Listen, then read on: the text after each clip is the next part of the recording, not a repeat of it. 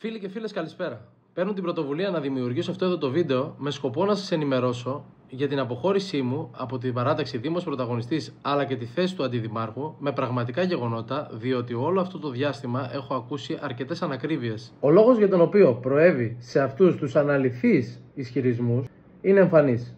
Είμαι ο τρίτος δημοτικός σύμβουλος που ανεξαρτητοποιείται μέσα σε διάστημα 1,5 έτους, κάτι το οποίο θεωρώ ότι αποτελεί ρεκόρ πανελλαδικά. Και έτσι προσπάθησε να αιτιολογήσει την πολιτική του πτώση. Επίσης, προέβη σε ένα πάρα πολύ σημαντικό ατόπιμα, καθώς ανέφερε στις 6 Οκτώου στο Δημοτικό Συμβούλιο πως είχαμε μια τηλεφωνική κλήση, κάτι το οποίο δεν επιτρέπεται και είναι παράνομο.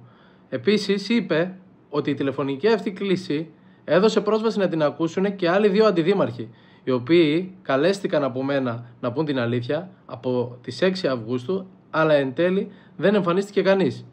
Ως υπέρμαχος της διαφάνειας δεν επιτρέπεται να προβεί σε τέτοιες ενέργειες, γιατί σίγουρα εκεί που θα καταλήξει ο κόσμος, και νομίζω πως ήδη κατέληξε, είναι πως τελικά είναι αναξιόπιστος. Δεν σας κρύβω ότι δέχθηκα πάρα πολλές ερωτήσεις. Μερικές εξ αυτών ήτανε: είναι δυνατόν να είσαι σε μια θέση εξουσίας και να την παρατάς? Είναι δυνατόν να αφήνεις ένα τόσο καλό μισθό σε τόσο δύσκολους καιρούς?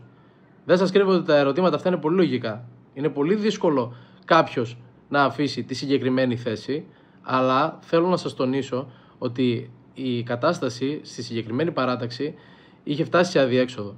Δεν υπήρχε το αίσθημα της ομάδας. Και θέλω να καταλάβετε, γιατί κάποιοι υπονόησαν διάφορα, επειδή παραπλανήθηκαν από τα λεγόμενα αυτά, ότι δεν υπάρχει περίπτωση να άφηνε κάποιος τη θέση του επειδή πιέστηκε από ένα συγγενικό του πρόσωπο ή ένα φιλικό του πρόσωπο, κάτι το οποίο δεν καταψήφισα εν τέλει. Άρα μόνο και μόνο αυτός ο ισχυρισμός είναι απολύτως αναλυθής.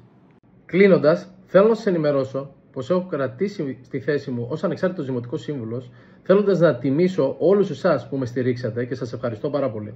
Θα είμαι η φωνή σας μέσα στο Δημοτικό Συμβούλιο και θα ακολουθήσουν περισσότερα βίντεο, ούτως ώστε να σας ενημερώνω σε πρώτο χρόνο, γιατί εμένα μου αρέσουν οι αλήθειες, σε αντίθεση από άλλους. Καλή συνέχεια.